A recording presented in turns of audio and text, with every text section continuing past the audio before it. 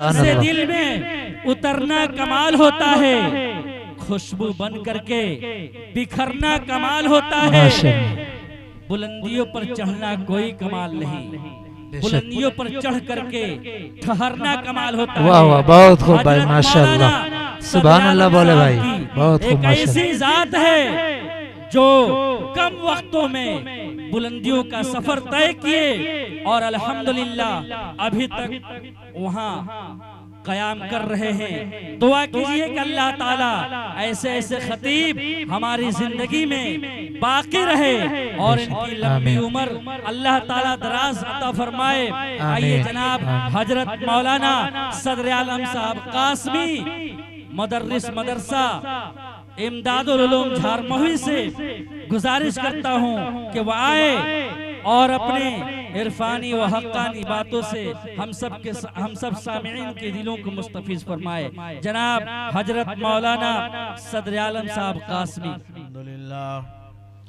अल्हम्दुलिल्लाह नहमदुहु व नस्तईनुहु व नस्तगफिरुहु व नऊज़ु बिल्लाहि मिन शुरूरि अनफुसिना व मिन सय्यिआति अमालिना मन यहदिहिल्लाहु फला मुज़िल्ल लहु व मन युज़लिलहु फला हादिय लहु व नशहदु अन ला इलाहा इल्लल्लाहु वहदहु ला शरीका लहु व नशहदु अन्न मुहम्मदन अब्दुहु व रसूलुहु व सल्लल्लाहु तआला अलैहि व सल्लम तस्लीमन कसीरन कसीरा। अम्मा बाद फ़क़द क़ाल अल्लाहु तबारक व तआला फ़िल क़ुरआनिल मजीद वल फ़ुरक़ानिल हमीद। अऊज़ु बिल्लाहि मिनश शैतानिर रजीम। बिस्मिल्लाहिर रहमानिर रहीम। हल यस्तविल लज़ीना यअलमून वल्लज़ीना ला यअलमून। सदक़ल्लाहु मौलानाल अज़ीम व सदक़र रसूलुहुन नबियुल करीम व नहनु अला ज़ालिका लमिनश शाहिदीन व शाकिरीन वल्हम्दुलिल्लाहि रब्बिल आलमीन। व क़ाल अन्नबिय्यु सल्लल्लाहु अलैहि वसल्लम खैरुकुम मन तअल्लमल क़ुरआन व अल्लमह औ कमा क़ाल अलैहि सलातु वस्सलाम। उलमाए इकराम, हाज़रीन इज़ाम,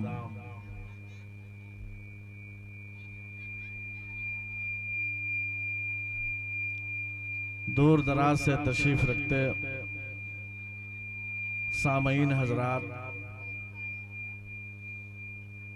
अल्लाह का बहुत बड़ा एहसान है कि आज वृंदावन में हम सब इकट्ठा हुए हैं। अल्लाह ताला हमारी बैठक को कबूल फरमाए, इस इजलास को अल्लाह कबूल फरमाए। बड़े बड़े उलमा को आपने मदऊ किया है। थोड़ी देर के लिए मैं हायल हूँ, एक के बाद दिगरे इंशाअल्लाह उलमा इकराम के बयानात आप समात करेंगे। हमारी माँ बहनें सब के सब खड़ी नजर आ रही हैं, पता नहीं जगह नहीं है या क्या इंतज़ाम है। उन्हें बैठाने की कोशिश कीजिए, ठंडा मौसम है। और जो हमारे अहबाब इधर उधर घूम रहे हैं, कोशिश करें कि पिंडाल में आकर के जगह ले लें। ऐसी बात नहीं है कि जगह खाली है, सारी जगहें इधर पड़ी हुई हैं। आप अंदर आएंगे जगह मिल जाएगी इंशाअल्लाह। आइए सबसे पहले एक शेर पढ़कर आप तक पहुंचने की कोशिश करता हूं। एक बार पूरा मजमा कहिए सुभान अल्लाह। सुभान अल्लाह। ये जो मेरे सामने है यही कमजोर हो गए, आप बोलिए जोर से सुभान अल्लाह। सुभान अल्लाह। आमिना का रहता है लाडला मदीने में, आमिना का रहता है, आमिना का रहता है लाडला मदीने में, आमिना का रहता है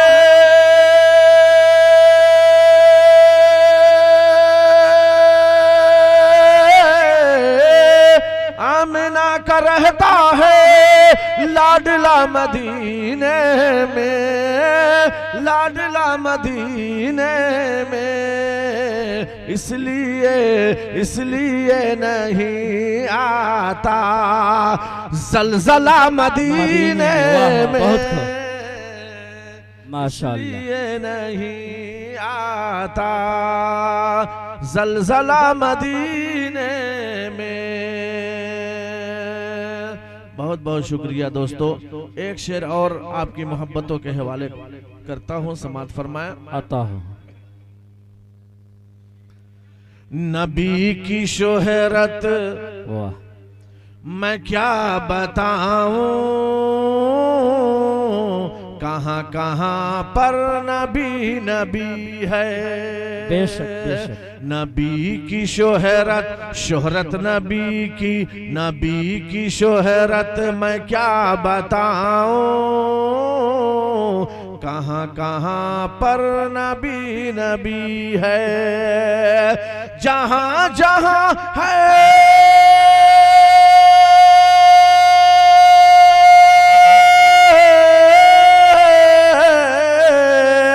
जहाँ जहाँ है खुदा की कुदरत, वहाँ वहाँ पर नबी नबी है। जहाँ जहाँ है खुदा की कुदरत, वहाँ वहाँ पर नबी नबी है। और आज़ान की है क्या कदर कीमत, बिलाल हबशी से कोई पूछे। आज़ान की है क्या कदर कीमत, बिलाल हबशी से कोई पूछे। कि ढल के मुस्तफा के इश्क में साहिबे जमाल हो गया। ढल के मुस्तफा के इश्क में साहिबे जमाल हो गया। एक गुलाम काले रंग का हजरत बिलाल हो गया। माशाअल्लाह। एक गुलाम काले रंग का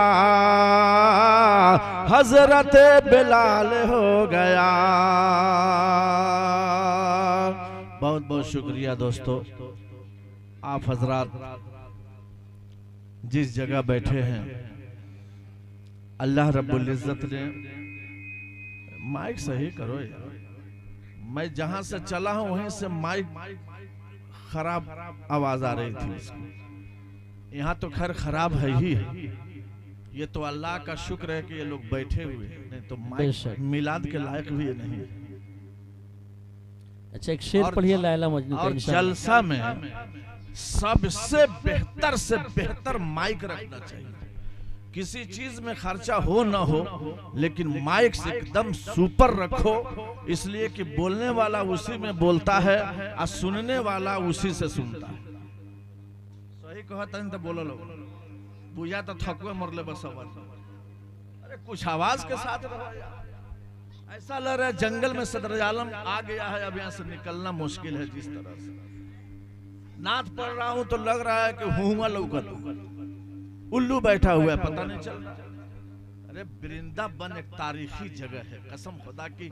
यहाँ के उलमा, यहाँ के सोलहा, यहाँ के मुहक्किकीन, मुदब्बिरीन, मुफक्किरीन, मुहद्दिसीन, मुफस्सिरीन, कौन नहीं है यहाँ पर? मैं पूछता हूँ कौन नहीं है? सबको अल्लाह ने यहाँ इकट्ठा किया है। इस वृंदावन में उलमा जम्मे गफीर में है। उसी तरह आपको भी चाक चौबंद रहना चाहिए। जिस एतबार से मजमा हो, उस एतबार से आपको काम करना चाहिए। एक बार बोलिए सुभान अल्लाह। सुभान अल्लाह। ये हुई ना बात। नाज़िम इजलास एक शेर की फरमाइश करते हैं, आप कहेंगे तो मैं पढ़ दूंगा। दोनों हाथ उठा के बोलिए सुभान अल्लाह। लैला को भूल जाता, ये चोचियाइल बंद ना। कि लैला को भूल जाता वो दावा है ये मेरा, लैला को भूल जाता वो, लैला को भूल जाता वो दावा है ये मेरा।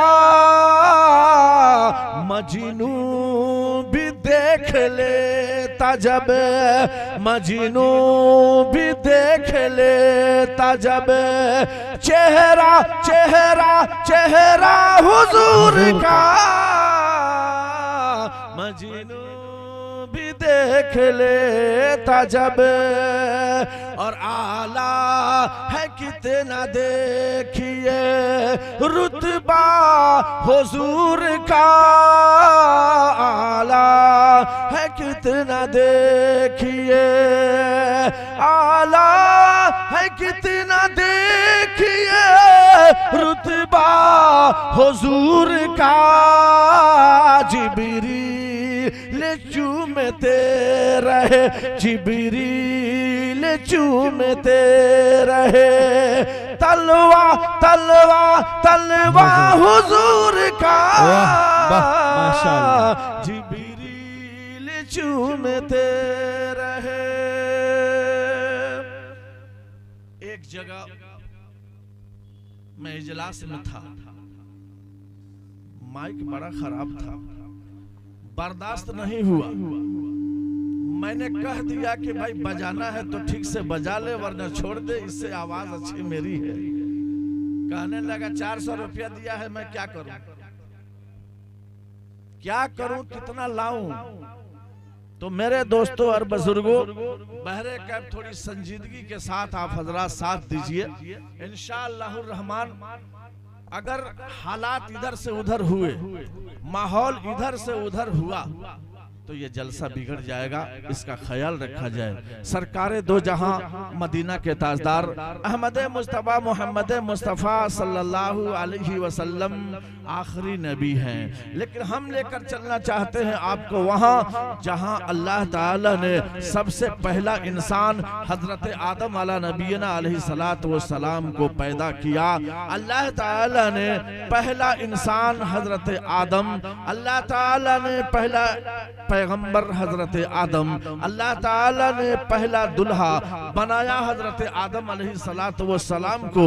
लेकिन मेरे दोस्तों और बुजुर्गों, आखिर अल्लाह ताला ने हजरत आदम अलैहिस्सलातु वस्सलाम को नबूवत का ताज कब पहनाया, नबी कब बनाया, वहां से शुरू करता हूं। इंशाअल्लाह नबी पाक सल्लल्लाहु अलैहि वसल्लम तक तारीख वाज़े हो जाएगी।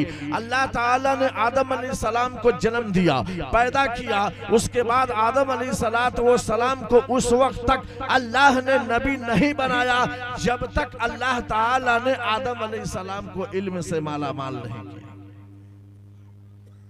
अल्लाह ताला ने उस वक्त तक हजरत शीस अलैहिस्सलाम को नबी नहीं बनाया जब तक हजरत शीस अलैहिस्सलाम को इल्म नहीं दिया। अल्लाह ताला ने नूह अलैहिस्सलाम को उस वक्त तक नबी नहीं बनाया जब तक हजरत नूह अलैहिस्सलाम को इल्म नहीं दिया। अल्लाह ताला ने पैगंबर इस्लाम हजरत इब्राहिम अलैहिस्सलाम को उस वक्त तक नबी नहीं बनाया जब तक आपको इल्म नहीं दिया। अल्लाह ताला ने मूसा अलैहिस्सलाम को पहले इल्म दिया, बाद में नबी बनाया। अल्लाह ताला ने ईसा अलैहिस्सलाम को पहले इल्म से माला माल किया, बाद में नबी बनाया। यहाँ तक कि सरवर आलम जनाब मोहम्मदुर रसूलुल्लाह सल्लल्लाहु अलैहि वसल्लम को पहले इल्म मिला, बाद में नबी बनाया गया। पता ये चला कि पहले इल्म है बाद में नबी है, इल्म नहीं है तो नबी नहीं है। सारे अंबिया को अल्लाह ने इल्म से नवाजा, उसके बाद नबी बनाया। पता ये चला अल्लाह ने पहले इल्म पर फोकस किया।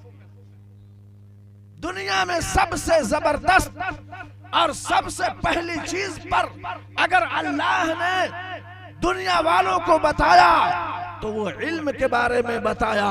किसी नबी को आपने जाहिल नहीं रखा, पहले पढ़ाया है बाद में नबी बनाया है। पता ये चला कि बगैर इल्म का कोई चारा, बोलो कोई चारा नहीं है। अगर बगैर इल्म का काम निकल जाता तो हजरत आदम अलैहिस्सलाम को सिखलाने की जरूरत नहीं पड़ती। अगर शीश अलैहिस्सलाम को नबी अल्लाह ने बनाया, उन्हें बताने की जरूरत नहीं पड़ती। हजरत इब्राहिम खलीलुल्लाह को अल्लाह ताला ने बगैर सिखाए नबी बना देता, लेकिन सारे नबियों को अल्लाह ने पहले इल्म दिया, बाद में नबी बनाया। और फिर यहाँ तक बात आ गई कि अल्लाह ताला ने दुनिया वालों के सामने हर चीज का इंतखाब किया। उस इंतखाब में अल्लाह ने अलग अलग तरीका रखा। अल्लाह ने बड़ी बड़ी किताबों को नाजिल फरमाई। उन किताबों का शुमार करना बड़ा मुश्किल है, लेकिन अल्लाह ने तौरेत उतारी और तौरेत का इंतखाब मूसा अलैहिस्सलाम के लिए किया। अल्लाह ताला ने ज़बूर उतारी, दाऊद अलैहिस्सलाम के लिए इंतखाब किया। अल्लाह ताला ने इंजील उतारी, ईसा अलैहिस्सलाम के लिए इंतखाब किया। अल्लाह ने कुरान उतारा, मुहम्मदुर रसूलुल्लाह के लिए इंतखाब किया। लेकिन मेरे दोस्तों और बुजुर्गों, अल्लाह ने इन किताबों का इंतखाब किया, लेकिन आपको मैं बताना चाहता हूँ, अंदाज देखो, बात देखो, समझ में आएगा। अल्लाह ताला ने तौरेत उतारी, कहा ए मूसा कोहे तूर पर चलो, वहां मैं तौरेत दूंगा। ज़बूर उतारी, ए दाऊद फला मकाम पर चलो, वहां तुम्हें ज़बूर मिलेगी। इंजील उतारी, अल्लाह ने कहा ए ईसा फला इबादत खाने में चलो, वहां तुम्हें इंजील मिलेगी। लेकिन अल्लाह अल्लाह अल्लाह अल्लाह ने ये नहीं कहा ए मेरे हबीब मक्का में चलो, कुरान वहां मिलेगा। ए मेरे नबी मुज़दलिफा में चलो, कुरान वहां मिलेगा। ए मेरे नबी मक्का की घाटी में चलो, कुरान वहां मिलेगा। ए मेरे नबी ताइफ के मैदान में चलो, कुरान वहां मिलेगा। है मेरे नबी मदीना की गलियों में चलो, कुरान वहां मिलेगा। है मेरे नबी गारे सोर में चलो, कुरान वहां मिलेगा। है मेरे नबी गारे हिरा में पहुंचो, कुरान वहां मिलेगा। बल्कि अल्लाह ने ये आवाज लगाई कि जहां जहां मेरा हबीब जाएगा, वहां वहां मेरा कुरान जाएगा। मेरा नबी मक्का में होगा, कुरान मक्का में जाएगा। मेरा नबी मुज़दलिफा में होगा, कुरान मुज़दलिफा में जाएगा। मेरा नबी गारे हिरा में होगा, कुरान गारे हिरा में जाएगा। मेरा नबी गारे सोर में होगा, कुरान गारे सोर में जाएगा। जहां जहां मेरा हबीब होगा, वहां वहां कुरान होगा। सदर आलम नक्शा खींचा कि घर घर पहुंचे कुरान।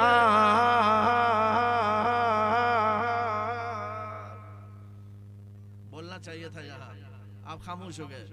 बोलो जोर से कि घर घर पहुंचे कुरान, यही तो नबी चाहते थे, यही तो नबी चाहते थे। बेशक बेशक कि घर घर पहुंचे कुरान, यही तो नबी चाहते थे। ले आए उमर ईमान, यही तो नबी चाहते थे। बेशक दुनिया को दे दूं ये पैगाम, हमें जान से प्यारा है इस्लाम। दुनिया को दे दूं ये पैगाम, हमें जान से प्यारा है इस्लाम। जो इस पर उंगली उठाएगा, बेमौत वो मारा जाएगा। हे अल्लाह, मैं किया के सही कद है अल्लाह।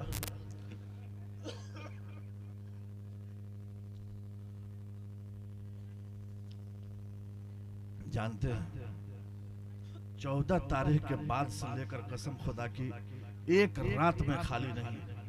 14 फरवरी का, उससे पहले नागा होता गया है, प्रोग्राम तो जनवरी से चला है, लेकिन ये सिलसिला चूंकि बहुत दिनों से है, इसलिए इसकी मुझे बहुत ज़रूरत है। बहरकल मेरे दोस्तों, टेक्निकल की कमी है या किस चीज़ की कमी है, जो भी है, एक बार फिर पढ़ दीजिए। सुभान अल्लाह। इस बीच में शैतानों ने बड़ा हमला करेला, कुछ वो आके बिगाड़ देता है।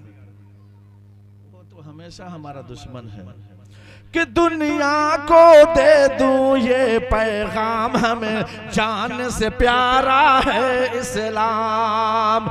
जो इस पर उंगली उठाएगा, बेमौत वो मारा जाएगा। हम करते हैं ये ऐलान, यही तो नबी चाहते थे। ले आए उमर ईमान, यही तो नबी चाहते थे। है। लेकिन मेरे दोस्तों और बुजुर्गों, अल्लाह ताला ने इन किताबों को आसमान से नाजिल फरमाई। तौरेत आई, तौरेत के आने के बाद तौरेत का चर्चा हुआ। ज़बूर आई, ज़बूर के आने के बाद ज़बूर का चर्चा हुआ।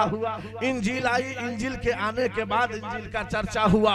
लेकिन मेरे दोस्तों और बुजुर्गों, कुरान अल्लाह ताला ने उतारा, लेकिन ऐसा नहीं है कि कुरान आने के बाद कुरान का चर्चा हुआ है, बल्कि कुरान उस वक्त चर्चा में आया।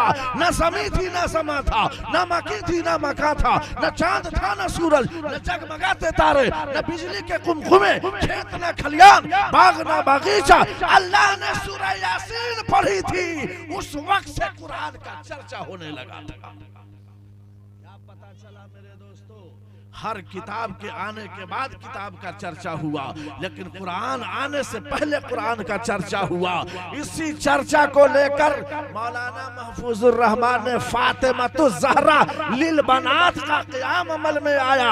हमारी बहनें पढ़ेंगी, हमारी बेटियां पढ़ेंगी, कुरान की शिक्षा मिलेगी, कुरान की तालीम हासिल करेगी, अपने ससुराल जाएगी, वहाँ 10 बेटियों को पढ़ाएगी, वहाँ मोहल्ले में एक कुरान का दर्स होगा, असबाक वहाँ चलाए जाएंगे, दुनियात की तालीम पढ़ाई जाएगी। वहाँ के लोग कहेंगे ये वृंदावन की लड़की है, हमारे गांव में जब से आई है माहौल ही बदल दी है। तो खुशी होगी कि नहीं? आज से 20 साल पहले मोटरसाइकिल मेरे पास नहीं थी, साइकिल से मैं कहीं जा रहा था, पसीना से शराबोर था, एक पकड़ी का दरख्त था, मैं सोचा कि थोड़ा आराम कर लूं। मैं वहां पर बैठा, पसीना से लथपथ था। खिड़की से एक लड़की ने मुझे देखा, हाय खिड़की से एक लड़की ने देखा, अपनी सास से बोली, ओ अम्मी मेरे उस्ताद वहां बैठे हैं, जरा जल्दी बुलाकर घर में लाइए, पसीना में डूबे हुए हैं। उस वक्त मुझे एहसास हुआ कि उस्ताद होना जरूरी है। अगर ये बच्ची मुझसे पढ़ी ना होती तो उस गर्म मौसम में कोई पंखा झेलने वाला नहीं मिला होता। सुभान अल्लाह। ऐ मेरे दोस्तों और बुजुर्गों, आज अल्लाह ने औलाद दी है तो उन लड़कियों का पढ़ाना हमारी जिम्मेदारी है। अल्लाह ने लड़का दिया है, उस लड़के को पढ़ाना हमारी जिम्मेदारी है। आज पैसे को पैसा मत समझो। बहुत पैसे हमने देखा है, बड़े बड़े तिस्मार खान को हमने देखा बिस्तर पर पैसे रख करके जाजिम बिछाकर सोने वाले को भी मैंने देखा, लेकिन उसकी औलाद नहीं पढ़ पाई, आवारा कुत्ते की तरह जिंदगी उसकी औलाद गुजारती नजर आई। ये मैंने देखा है। आपको मैं इसलिए ये ललकार रहा हूँ कि अगर आपकी बस्ती में तालीम की आवाज है तो शुक्रिया मनाओ अल्लाह का कि इस तालीम से हमारी बेटियां सुधरेंगी, बिगड़ेंगी नहीं कभी इंशाअल्लाह। और अगर आपने जाहिल रख दिया तो शादी करके जब जाएगी तो जो भी वहां मंगल था जंगल बना करके रख देगा। इसलिए बचाना भी जरूरी है। आज सबसे ज्यादा हमारी माँ बहनों से मुआशरा बिगड़ता है, सबसे ज्यादा हमारी माँ बहनों की जहालत से मुआशरा बिगड़ता है, सबसे ज्यादा अगर घर खराब होता है हमारी माँ और बहनों की चाल से घर खराब होता है। आप कहेंगे मौलाना सदर आलम मैं इसको कैसे मानूं? मैं आपको साबित कर दूंगा। इसलिए एक बूढ़ी माँ है, पैर कब्र की तरफ जा रहा है, चलना मुश्किल है, वो बूढ़ी माँ कहती है, ए जमीला यहाँ सुनबू, ए शकीला यहाँ आईबू, ए रहीमा बैठो। पूरे घर की औरतों को बूढ़ी अम्मी बैठा दी, क्या कहने के लिए? ए बबी अब हमरा कोनो ठीक नहीं है, कब ले रहम कब ले ना रहम, मरे के टाइम हो गइल बा। एगो बात बतावा तनी बाबू लोगन मनिहा लोगन बड़ा इत्मीनान से दिल की गहराई से सब औरतें कहने लगी, ये चाची ये खाला कोनो बात ऐसा बता दो, हमें के जरूर ऊपर चलम सम। वो बूढ़ी अम्मी कहती है कि बबी हाय हाय काम कभी मत छोड़िया लोगन, ये हमरा पुरखा पुरानिया से आवत। कहां से आवता? पीछे से आज के बात नहीं खे, कितनों लोग सिखाई, कितनों लोग धमकाई, कितनों लोग कुछ बताई, लेकिन ये काम मत छोड़िए लोगों, जैसे कि पुरखा पुरनिया से आ रहल बा, खानदान में ये सब के राखे के चाहे। अब औरतों ने सीखा, औरतों ने समझा, उससे कुरान से लगाव नहीं है, उससे हदीस से ताल्लुक नहीं है, पुरखा पुरनिया तलाश नहीं है। ऐ मेरी माँ बहनों, ऐसा अगर तुम करती हो, घर में ठोकर लगेगी, घर बर्बाद होगा, माँ को बेटी से नफरत होगी, बाप बगावत करेगा, भाई को भाई से नफरत होगी, कोई किसी की तरफ मोहब्बत से नहीं देखेगा। मैं इसलिए ये कह रहा हूँ कि अपनी फितरत को बदलने की कोशिश करो, अपने माहौल को बनाने की कोशिश करो, अल्लाह से डरने की कोशिश करो। रात रात भर तुम कुरान का सूरह फातिहा पढ़ना तेरे लिए दुश्वार है, और तुम घर में रात जागा करती हो और रात रात भर गाना खाती हो, उसके लिए तुम्हारे पास टाइम है। मौलाना सदर आलम 14 फरवरी से लेकर आज 5 मार्च तक एक रात खाली नहीं है, हर रात बयान ही बयान हो, मेरा गला नहीं फंसता है। तुम इतना रात भर चिल्लाती हो कि 20-25 दिन के बदला एक ही दिन निकाल लेती हो। इस तरह से होना चाहिए, इस तरह से आवाज लगानी चाहिए। तुम तो खुद पर्दा में रहने वाली जात हो, तुम्हारी आवाज बाहर ना निकले, तुम्हारा हर काम, हर तुम्हारी हरकत पर नजर है कि किस तरह से तुम जिंदगी गुजार रही हो, किस तरह से अपनी जिंदगी को तुम बर्बाद कर रही हो। अल्लाह रब्बुल इज्जत ने इसीलिए सबसे ज्यादा इल्म पर फोकस किया है, उस इल्म पर गौर करो। एक आदमी था, नमाजी नहीं था, कभी कभी इल्ला माशाअल्लाह अगर गांव में बड़ा आदमी मर गया तो उसके जनाजा में जाता था, लेकिन गरीब को तो पूछता ही नहीं था कि उसमें कौन तलाशेगा। मालदारों के जनाजा में जाता था, लेकिन ईद बकरीद बहुत वक्त पर पहुंचता था ईदगाह में, इसलिए कि वो 360 दिन के बाद नमाजी बनता था। गया ईदगाह में, सोचा कि सबसे पहले पहुंचूं, वहां जाने लगा। उसकी 2 बेटियां थी, एक सकीना एक रहीमा, दोनों बेटियां तैयार हो गईं। ए पापा मैं भी चलूंगी, ए अब्बू मैं भी चलूंगी। अब दोनों से कहा कि बेटा ईदगाह में मुझे जाना है, दूर है, तुम ऐसा मत करो, मुझे पहली सफ में जाकर बैठना है। क्यों? इसलिए कि ये साल भर की पहली नमाज है। जब आगे बढ़ा, सकीना नहीं छोड़ी, रहीमा नहीं छोड़ी, दोनों को लेकर के आगे बढ़ा। अब खरामा धीरे धीरे चल रहा था अपनी बेटियों की रफ्तार में। ईदगाह पहुंचा नहीं जब तक इमाम साहब ने कहा अल्लाहू अकबर। आप टाइम देखेंगे तब ना, अब बेटियों के टाइम से चलेंगे तो जाहिर सी बात है वो छोटे छोटे पाँव से चलेंगी, रफ्तार कम हो जाएगी। अब जल्दी जल्दी हाथ छुड़ाया, अरे जल्दी जल्दी जाने दो मुझे, हाथ छोड़ो, यहीं पर बैठो। बहुत तेजी के साथ ईदगाह में तो पहुंचा, जब तक इमाम साहब ने रुकू के लिए अल्लाहू अकबर बोल दिया, अल्लाहू अकबर। रुकू में इमाम साहब गए, सारे मुक्तदी हजरात रुकू में गए। ये जल्दी से गया और अल्लाहू अकबर कहकर जो रुकू में गया, अगले को ठाई मार दिया। बचा कर काम किया नहीं, अपनी जगह को ठीक से नहीं देखा, उसको तो रेकात पकड़नी थी। अब जल्दी से रुकू किया, अगले को मार दिया। अब अगला को भी धक्का लगा, वो अगला को धक्का मार दिया, वो अगला अगले को धक्का मार दिया। मारते मारते सबसे आखिर में जो था वो इमाम से मार दिया। नमाज पढ़ा रहे थे इमाम साहब, बहुत मजबूती के साथ रोके रखे कि भाई नमाज खराब कर देगा बेहुदा। इमाम साहब नमाज पढ़ाए, अस्सलामु अलैकुम व रहमतुल्लाह, अस्सलामु अलैकुम व रहमतुल्लाह। तस्बीह नहीं पढ़े, पीछे मुड़ के कह रहे बेहुदा इसी तरह नमाज पढ़ी जाती है। तो कहने लगा ये हजरत मेरा कसूर नहीं है, ये पीछे से आ रहा है। तो अपनी जगह पर ठीक ही थे, धक्का लगा है उधर से आकर लग गया है आप तक। मेरे दोस्तों और बुजुर्गों, पता ये चला कि इंसान जब अल्लाह के अहकामात से इधर से उधर होगा, नबी पाक सल्लल्लाहु अलैहि वसल्लम की सीरत और कल्चर से अलग होगा, तो जाहिर सी बात है एक्सीडेंट का होना है, हालात का बिगड़ना है, माहौल चेंज होना है। इसलिए अल्लाह रब्बुल इज्जत ने हमारे लिए एक हिदायत का चिराग जलाया और कहा ये मेरे नबी सल्लल्लाहु अलैहि वसल्लम का सबसे बड़ा तोहफा है और यहीं तक बस रही है। मुसलमानों जरा अच्छा से सुनो, अल्लाह के रसूल रात में इशा की नमाज पढ़कर सोए हैं। जिब्रील अमी से अल्लाह ने कहा कि ए जिब्रील अमी मेरे हबीब के पास जा, वो सो रहा है, जा करके अर्श पर लेकर आ। मेराज वाली रात है, सरकारे मदीना नींद के आलम में है, जन्नत की सवारी लेकर हाजिर है।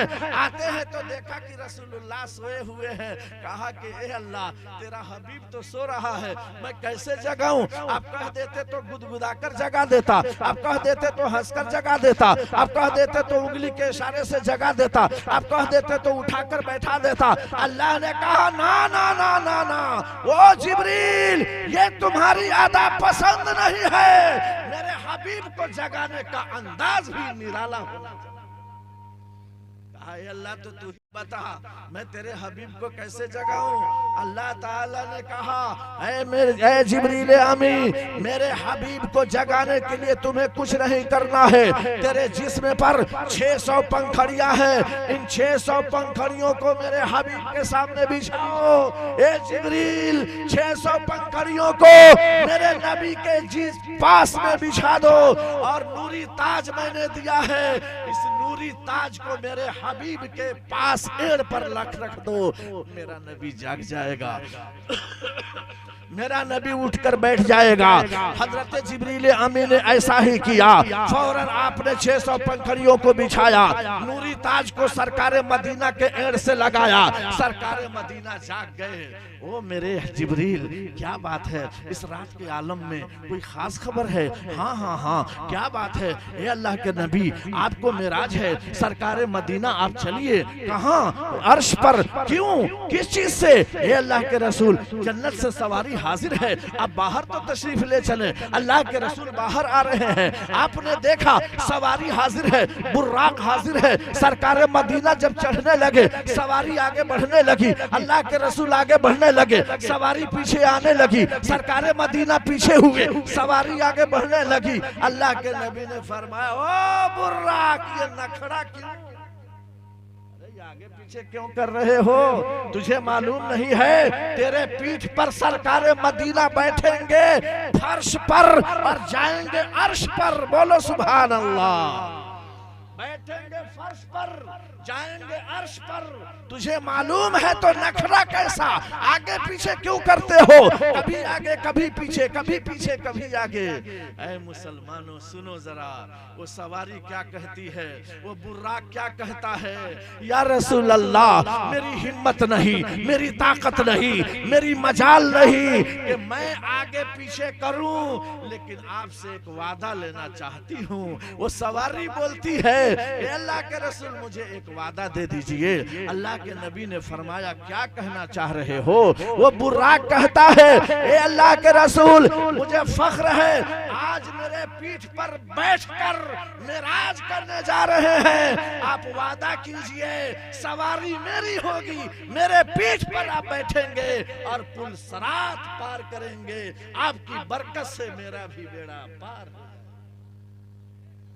मेरे दोस्तों और बुजुर्गों, उस वाक़े की तरफ मैं ज्यादा जाना नहीं चाहता। मैं बताना ये चाह रहा हूँ कि सरकारे मदीना वहाँ गए हैं, आपको क्या क्या मिला। नंबर 1 में मिला था 50 वक्त की नमाज। नंबर 2 में अल्लाह ने सूरह बकरा अता फरमाई थी और अल्लाह ताला से नबी बरहक ने कहा था ए अल्लाह के रसूल, ए अल्लाह के रसूल कुछ और कहना और सामने लाना। सरकारे मदीना ने कहा ए अल्लाह 2 तोहफे अपनी तरफ से मुझे मिले, एक तोहफा मुझे चाहिए। अल्लाह ने कहा कौन सा तोहफा लेना चाहते हो, क्या मांगना चाहते हो?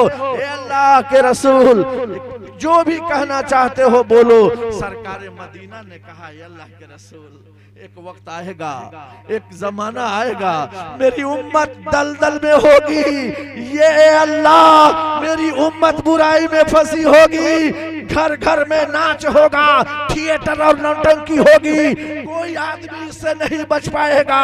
ए अल्लाह मेरी उम्मत को बख्शिश का वादा दे दे। ए अल्लाह मेरी उम्मत को बख्शिश का वादा दे दे।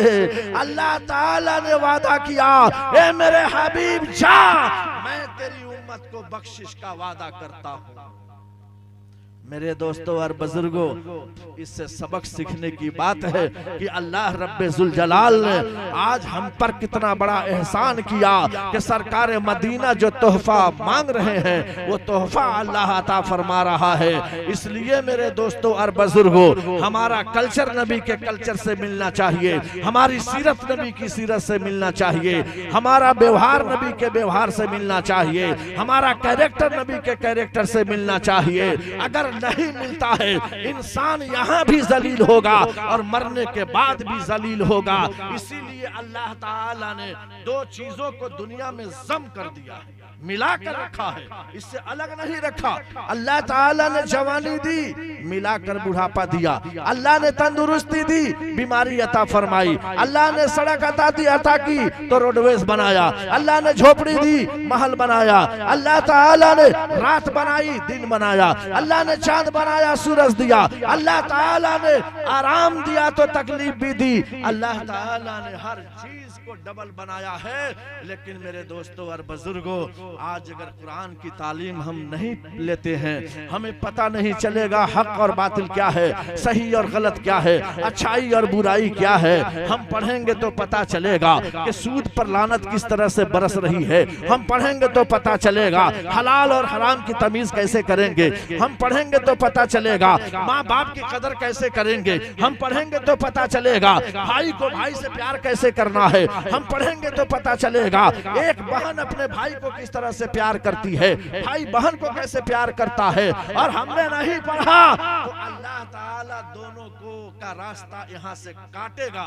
जब इंसान यहाँ से जाएगा, अल्लाह कहेगा, ऐ मेरा बंदा, आज तुम मेरे पास आए हो, बहुत अच्छा काम किया था, कुरान की तिलावत भी की थी, पंजगाना नमाज भी पढ़ी थी, रमजान के महीने के रोजे भी रखे थे, तरावीह भी पढ़ी थी, अल्लाह अल्लाह कहकर तहज्जुद की नमाज भी पढ़ी थी। इसलिए सुनो सुनो, मैं तुझे जन्नत में डाल रहा हूँ। अच्छा इंसान जन्नती है, जन्नत में जा रहा है। बुरा इंसान जो अमल नहीं किया, रसूलुल्लाह के नक्शे कदम पर नहीं चला, अल्लाह ऐलान करता है कि ये इंसान बदआमाली का शिकार होकर आया है, इसलिए इससे जहन्नम में भेजो, जहन्नम में डाल दिया जाएगा। ऐ मेरे दोस्तों और बुजुर्गों, यहाँ दोनों चीजें थी, तंदुरुस्ती भी यहाँ दोनों चीजें थी, तंदुरुस्ती भी थी और बीमारी भी थी। जब इंसान जन्नत में चला जा रहा है, वहाँ जवानी है तंदुरुस्त, वहाँ जवानी है बुढ़ापा नहीं, वहाँ तंदुरुस्ती है बीमारी नहीं। जन्नती जन्नत में जा रहा है, वहाँ आराम है तकलीफ नहीं। जन्नती जन्नत में जा रहा है, वहाँ हंसता खेलता नजर आएगा, कभी माथे पर शिकन नहीं। और नऊजुबिल्लाह, अगर इसके खिलाफ हो रहा है, जब जहन्नमी जहन्नम में जा रहा है, तो जहन्नम में जाने के बाद वहाँ बुढ़ापा होगा, जवानी नहीं, वहाँ कालापन होगी, गुरगुरापन नहीं, वहाँ पर तकलीफ होगी, आराम नहीं, वहाँ हमेशा जलकर राख होगा, कभी गोरा नहीं। इससे पता क्या चला मेरे दोस्तों और बुजुर्गों, अल्लाह ने मौका दिया है तो उस मौके से फायदा उठाएं, अपने आमाल को सही रखें, अपने नियत को दुरुस्त रखें। अगर आपने नियत दुरुस्त नहीं की, आपने अपने आमाल को आगे नहीं पेश किया, आपने रियाकारी से जिंदगी गुजारी है, आपने दिखावा के लिए जिंदगी गुजारी है, और आपने ये सोचा कि हमारे पास पैसे हैं, कुरान पढ़ाकर क्या होगा, हमारे पास पैसे हैं, मुहद्दिसीन के पास जाकर हदीस सुनाने की क्या जरूरत है, उसके बारे में भी मैं आपको बता देना चाहता हूँ। ऐ मेरे दोस्तों और बुजुर्गों, आपने कुरान को गले से नहीं लगाया, आपने हदीस का सबक आपने नहीं सीखा, तो आपको बताना चाहता हूँ, दुनिया हर एतबार से जलीलो खार करने पर लगी हुई है। तमाम ममालिक के लोग इस्लाम को मिटाने पर लगे हुए हैं, कुरान को मिसमार करने के चक्कर में लगे हुए हैं। लेकिन मैं बताना चाहता हूँ, ये इस्लाम जिंदा रहा कुरान की बदौलत। कुरान इंसान पढ़ता है, कुरान पर अमल करता है। आपको मालूम होना चाहिए, स्पेन में 200 साल से ज्यादा मुसलमानों की हुकूमत थी, वहाँ जनगणना हुआ, वहाँ के मुसलमानों को मुल्क से निकाला गया, फिर उसके बाद जनगणना हुआ, मुसलमानों का नाम उसमें आने लगा, बहुत बड़ा मशवरा हुआ। अल्लाह अल्लाह, ये जनगणना में मुसलमानों का नाम कैसे आ गया? उन लोगों ने तदबीर जो निकाली है, जरा गौर से सुन लेना।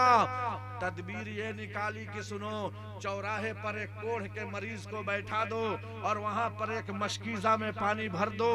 जो भी इस रास्ते से गुजरेगा, कलमा की ताकत ऐसी है कि अगर ईमान वाला होगा तो जुज़ाम का बीमार इंसान आवाज लगाएगा, पानी पानी पानी।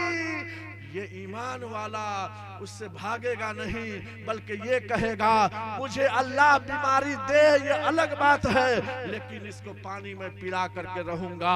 मेरे दोस्तों, उस रास्ते से सबको पार कराया जा रहा है। एक मुसलमान जब ये देख रहा है कि एक कोढ़ का मरीज ये आवाज लगा रहा है, पानी दो पानी दो, मैं मर जाऊंगा, मुझे पानी पिलाओ।